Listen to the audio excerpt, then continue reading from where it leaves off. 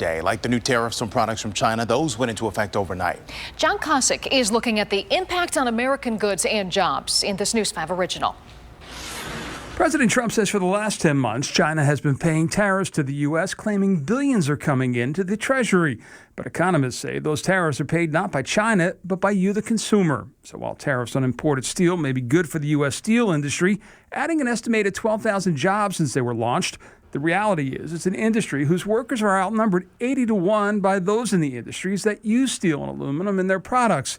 And those industries, economists say, are now paying about 10% more for steel, costing the economy $11.5 billion a year.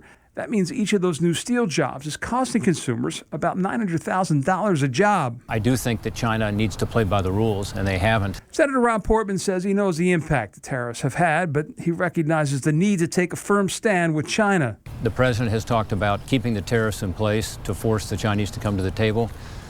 I think it's going to work because it seems to have worked so far to get them to make concessions in the negotiations they have never made before.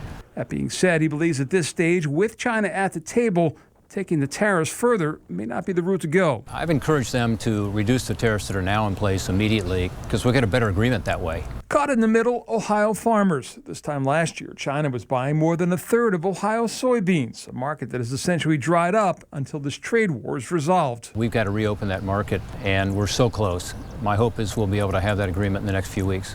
John Kosick, News 5.